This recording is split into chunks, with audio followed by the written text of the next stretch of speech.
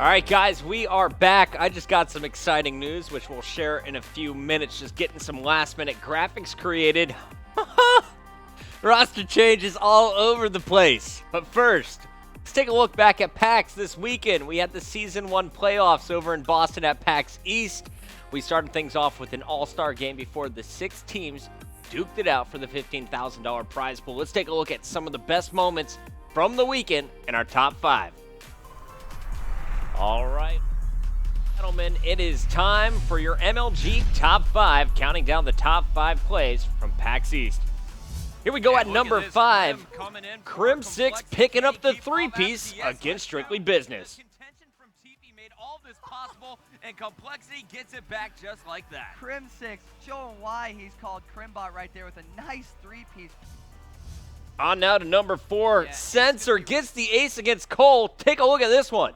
Sorry for SB to take this round, but Sensor with a nice entry over first blood. It picks up a nasty 2-piece versus TP and Karma, giving his team that 4v2 advantage, and especially on offensive round, that's absolutely huge. That's 3 kills for Sensor. It looks like he's kind of finding his stride. He may push red and look for that ace. He should look for the ace to inspire some confidence in his team right now. You know, he gets the ace right there. Big plays out of Sensor, you know, showing some life in SB. At number 3, Karma has an Oracle on. But look at your mini-map, top left. SB is sending 3 red, and Karma with the absolutely nasty hip fire through the wall. On now to number 2, Goonjar doesn't need to aim down sights. Take a look at this one. Again, and he gets taken out, and TK is going to take a 4-3 lead. So MB really needs to tie this up. 4-4 is a lot different than 5-3, and you know that might. Wow, Goonjar bringing back his alter ego, Pingjar. I don't know how he just got that online advantage on land, but that was absolutely ridiculous. Holy Goonjar, but your number 1 play of the week goes to Saints with his 3-piece here on Strike Zone. Business has brought it within 1 point. Can they retake the lead here? Complexity has held it since the first 5 seconds when they captured B. And Saints with a nice rotation through Kitchen to pick up that kill. He's playing so well, and the nasty 3-piece. That is all 4 death for Complexity. That was an absolute phenomenal play. All right, guys, that's going to do it for this top 5. For all of your PAX footage, make sure you go to our YouTube channel, youtube.com/MLGCOD. All right, and we're back. First time doing it live.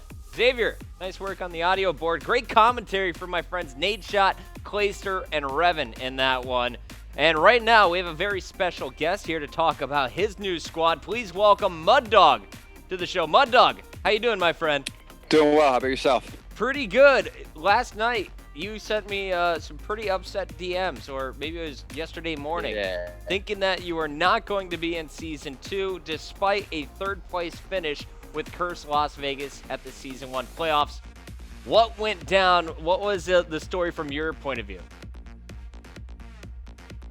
Did we lose you? So originally, as I was flying home from PAX yesterday, we were working on building a roster, and then when I got home, I was told that since we were the last team to join, we were going to be let go as a team. Completely understood that from in terms of the Curse organization. They had prior commitments to the other teams. I respect their loyalty.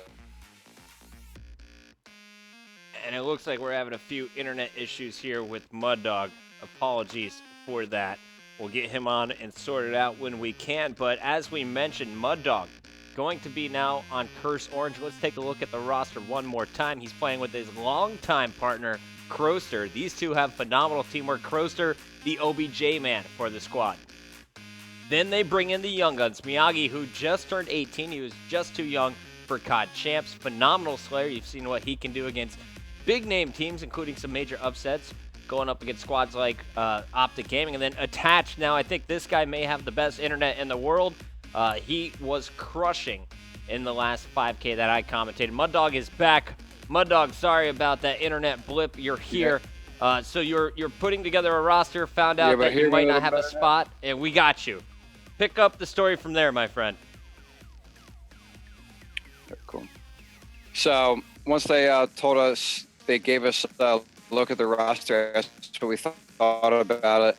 And Attaching me, great attitude. I'm really excited about too. I'm really big on that. Just want to ensure players in the community really excited about this squad. I think we potentially do a lot of damage in Niagara and events after that. So you're going up to Canada with these young guns. What's the practice regimen going to be like? We are starting to scrim basically as soon as Attach gets home from school today. We're going to be scrimming until probably midnight, 1 a.m. and then hopefully get a good 4 to 5 hours of S&D practice in tonight. Awesome. And are you guys going to be streaming any of this? Where can we watch you guys, and how can we get a look at the new Curse Orange lineup? Not positive we'll be streaming tonight, but we're definitely going to be streaming soon. Crowster is moving into the house Tuesday, so I know we will be streaming by then. Going to be on MLG TV/Curse. We haven't decided what the sub-team names are going to be. I'm not sure if we'll still be Curse Fire, what the deal is with there, but as soon as we know, I'll be sure to tweet it out and get it out to all you guys, and we'll be pushing those stream links pretty frequently. Are you open to getting some team name suggestions from the fans? Because I want to see, what can people come up with? Curse has got a pretty awesome logo with that flame. What can we get here? Guys, send your thoughts to Muddawg and I. Team suggestions. Muddawg, where can people find you on Twitter, my friend? My Twitter is Curse Muddawg, CRSMUDDAWG. All right. Well, congratulations on your performance at PAX. While I have you on the phone here, let's talk a little bit about this. What was it like filling in for this Curse Las Vegas team? I know no one expected you guys would finish in the top 4. Everyone said you were probably going to get 6th place at this tournament, but you guys really showed that you could hang with the best. Yeah, the predictions, that's nothing new to me. Regionals, we weren't even supposed to win a map. Champs, we weren't even supposed to make it out of our pool, really. So the talk never really gets to me. I was excited to play with those group of guys, especially me and Miracles. We get along really well. We do a lot of the OBJ dirty work. And we developed some decent chem just when I was subbing for them in the league matches. We didn't scrim a ton, but, this game, it's about who shows up to play that day, play as a team. And we did a lot of damage, especially in Search and Destroy. And I saw you were near the top when it comes to domination captures, but who would you say was the MVP for the team that weekend? The MVP for the team that weekend, I would probably say would be Ricky. He played really consistent, locked it down with the AR for us. And even though he's one of probably the most quiet person in this community that I know in-game, he's a really good leader, talks a lot. Our whole team had a lot of great communication this weekend. So Ricky is now actually on Optic Nation, something I didn't see coming at all. He's back to playing with Killa and Miracles. How strong do you think this team will be? It's going to be interesting to see. That team doesn't necessarily have a lot of slang power on paper when you look at the stats. But again, stats are just numbers. They really don't mean anything in this game. It's going to be interesting to see who steps up and fills that role. I definitely see Miracles elevating his game. And he's got a lot of chemistry with Killa, obvious. They won a world championship together. That's something you can never count out. You can't teach people to win. All right, we'll see how far they can go. And, of course, everyone wants to know, will they get into Season 2? Will Justice submit a roster? Lots of talk going on Twitter as well as on Reddit. Let me get your thoughts one more time. Final question here. Who made the best roster moves so far? What team do you think improved the most? If I have to say anything, the quote-unquote best roster move would be Cole, is making none. But of course. Not counting them, I would probably say, other than the recent ones, FaZe Red overall, I think they have a really strong squad with Theory now. Him and Replays have a lot of chemistry together.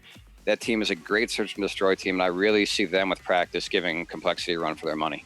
Four great players on that team.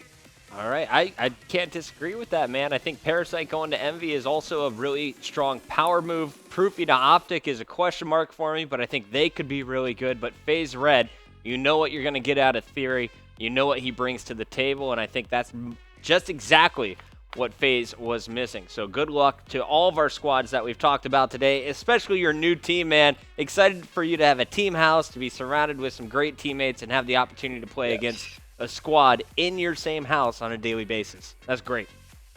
All right, Muddawg, thank you for coming on the show, my friend. When we return, we're going to take a look at some of the rosters that are being submitted. Of course, FaZe has sent in theirs. FaZe Black, you just heard both Curse lineups. We heard that Complexity has sent in their lineup. I'm hearing that Optic Gaming has still not submitted anything officially, and that could get scary. Remember, the rules are rules. Everyone must submit by 5 p.m. It's currently 4:40 here on the East Coast. We'll be right back.